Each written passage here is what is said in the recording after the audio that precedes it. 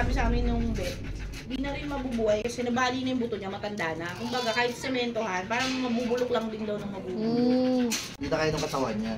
Paalam pa kami doon. Sabi na, sige na nga. Sabi ko, nahirapan ka na. Pinakain namin yung burgers. Kinabukasan talaga wala na siya. Lumipat pa ng burger pwesto. pa siya. Alam niya.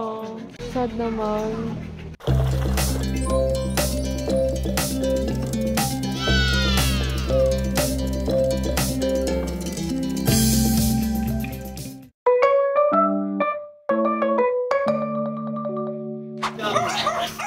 Ano po ulit pangalan niya? Gucci. Ah, nga pala si Gucci. Hoy, layo ka muna, B. Mamaya. Partner ko na sana. Ano yan? Puti yung tatay. Yan. Ah, ito sila dati. Ito yung tatay. Kaya, malaki impact ng ng color po ng tatay eh. Kasi ito lahat ng anak niya talaga. Walang naging puti. Pasok ka kasi. Hello guys, ang stud session natin for this night. Ang pinamsabak natin sa Viva Max natin ngayon ay si Oscar. Isa siyang rare silver giant standard poodle. Sa mga nagtatanong kung magkano ang stud sessions or Dug Viva Max natin, depende sa mapipili natin or depende sa isasabak nating male. Ang price range ay magsisimula sa 25,000 hanggang 50,000 pesos. Si Oscar dahil isa siyang rare silver giant poodle, ang presyo ng stud service niya ay 50,000 pesos. At siya ay may proven history na kaya mag-produce ng 5 to 8 puppies.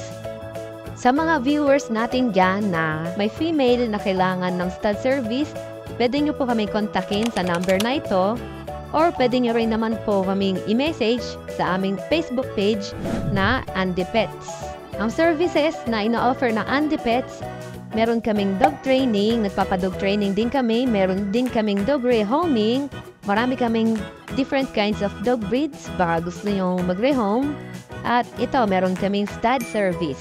Kaya kung interesado kayo, message nyo na kami or tawagan nyo kami para sa mas mabilisang transaction.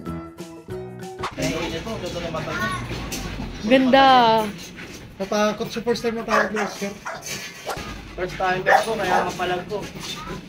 Lahat po nung anak nila. Ano yun ito? Nakita mo ba? Oo po. Ganda ng poodle. Ganda siya.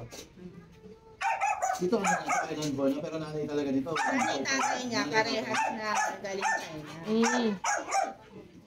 Timo pa. Medyo agresibo lang po siya sa lalaki. Pero sa mga First time po talaga ganun.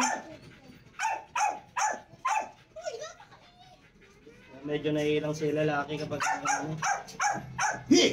Taro ha? Subukan nga schnauzer eh. Ito pinakatsar niya. Gawin mo parang schnauzer. Sa unang, hindi. Ito lang tala. Gusto niyo po ba ng giant schnauzer? Meron po kami. Kayo? Meron kami! Gusto niyo po, dalhin ko next time. Kano ano yun ang giant schnauzer? Eh, lalaki po, may babae. Babae. May babae, Ganda ba may isa. market ng schnauzer? Opo, kasi walang Hindi kalaban. na kasi yun eh. Wala po kayo. Parang ito lang din dati. Ano lalo, ilan lang ang meron. Wala po kayong kalaban pag giant schnauzer. As in, wala. Ang dilemma lang po namin, dahil wala kaming kalaban, kailangan namin mag-import. Kasi Yun ang pinag-iipunan namin. wala kami mahanap dito na ano. Lalaki. Lalaki. Masyado. Babaan nyo lang po siya. Kasi baka umakyat eh. Gano'n kalaki ang giant schnauzer? Parang ganito din. Ganyan po na malaman. May putayo tayo na maliit. Ganyan po na malaman. Wala pa. Ano mo una ni Kuya bago siya magkano? Dali na po namin yung babae next na installment yun na lang po. Magkano ang nakalis mo nun? 150 po rin namin yun eh. Pero pwede naman po pag-usapan at isa sa inyo na. Ang Pwede mga benta namang ko doon, Chinese, mga Chinese. Pwede naman bibili pong ako, ano. 270. Isa. Pwede mo po tayong installment or co-own or something na with konting pay. Sa una lang po. Maganda po yun talaga, promise. Dali ka na po yung female. Ang ganda po, no, promise. Sa mag-alaga eh. Sa ano, tanongin ko. Maganda. Kahit na in love kami sa giant schnauzer Kulay eh. parang yung gray-white Black. din. Wala po masyadong may gray. Halos walang may gray dito. Kaya sabi pag nakaipon kami, baka gray. Pero medyo Pero maganda po yun. As in, hindi ako nagsisales talk. Ang ganda talaga ng Sa kanya, yan yung giant schnauzer. Ang ganda. Matalino, babae. Dali ko pa sa one yung... Okay, parang lang makita nyo. Yun kasi yung next namin i-breed. Pero kung nasa inyo, di kayo na lang mag-breed. Sabi niya, gusto mo daw co-owner. Ay, ginawa sa akin ni Kenneth eh. Di po, yung giant schnauzer namin na babae. Ako kasi magiging happy, nakita ko magiging happy naman siya dito eh. Makakalaro siya. Akala po sa amin. Meron pa kami dito eh. Ano lang, may Pomeranian kami. Pomeranian. Kahapon, kailan ba namin pinadala yung chihuahua maganda? Chihuahua. Mga ano yun, Naalis namin yung maliit usunan naman na yun namin. yun. Maliliit po yung naalis nyo. Oo. Galing Japan. Nagta-transition siya ng mga big. Big! Ay, andito po kami. Nagsabi lang, ang dami kong big, yung mga anak nito nasa akin eh. Next, Ano nakalinya. diet nito?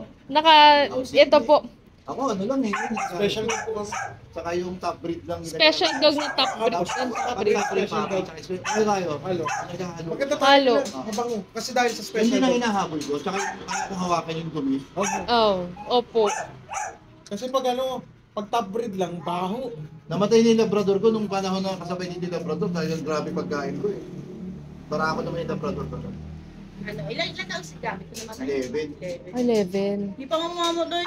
Nalaglag kasi siya, nalaglag, nabalian. Tumakas kasi, parang nag-uulyanin na siya. Naputol yung So ganito gusto niya. niya tumatakas sa bahay, naliligo siya, tapos lumalabas. Kilala na dito yung Saan siya naliligo? sa labas. Tumatalon sa palaisdaan. Diba? Nakita mo yung error. Oo, parang palaisdaan. Tumatalon doon yung babalik dito Eh, yung sumabit siya puputik. dito. Kasi retriever po ba? Labrador? Oo, Labrador. Labrador Ano pa siya? retriever. Yung American Lab. Yung malaki. Ay, ano? Hanap na kami ng hanap. Kasi sabi niya, Swimming nung nga patay yun. na si Gambit, nakita daw niya dito, Kinabahan ako. nalunod. Nakasabit. Pero Yung pala, buhay pa. buhay pa. Sumabit ang Mabot pa ng mga niya. 10 days. Sabi ko, wala eh, hindi na, parang sabi sa amin nung vet, hindi na rin mabubuhay kasi nabali na yung buto niya, matanda na. Kumbaga, kahit sementohan, parang mabubulok lang din daw ng mabubulok. Hindi na kaya. Hindi na kaya ng Hindi na kaya ng katawan niya. Sad naman. Paalam pa kami doon. Sabi na, sige na nga. Sabi ko, nahirapan ka na. Pinakain namin yung burgers. Kinabukasan talaga wala na siya. Lumipat pa ng burger pwesto. pa siya. Alam niya. Ay, Diyos po, yung mga anak po nito, mga magician. Kaya yung pangalan nun, Houdini. Kasi magician. Yan. Ang bait na Alis sila dyan. Ito pong ganyan yan. Alis yan. Tapos yung isa naman, na anak niya, nabili na nung mayaman. Nagngat-ngat ng LV bag. Binalik! Binalik! Sabi ko, kaya pag nag-i-inquire, may LV bag po ba kayo? Kasi pakitago. Awan niya, gusto sa amin pa yung dalawang anak niya. Pogi din. Yung ano po namin, yung Shiba Inu namin kanina, biglang nag-lock. Buti na lang, parehas na Shiba Inu. At least medyo okay kasi yung isa namin, yung mini schnauzer namin, hindi namin alam sino nakabuntis. So, patay kang bata ka. Yun yung ano. Kaya wala kami masyado. Ilan lang, ang lalaki na lang namin natitira dyan. Kaya yung kay Maxine, yung matanda na Shih Tzu. Ano, happy ka? Kanina ginujugjug mo na ako. Sabi ko, hindi ako yung jugjugin mo eh. Nakakalupit po kanina sa sakingot. Tapos gumagal, Nakatayo siya eh. kumakarog na. Sabi ko, huy, hindi ako, mamaya. Nakakalabit ka. Sabi ko, hindi ko kinakalabit. Ginagano niya ako. Najujugjug na ako. Sabi ko, hindi ako. May babae ka mamaya, may jowa ka, doon ka na lang. May part dyan eh. Nilabas dito eh. Ay, Kaso, may napakasila part. kami nung tapos ang pinsan ko.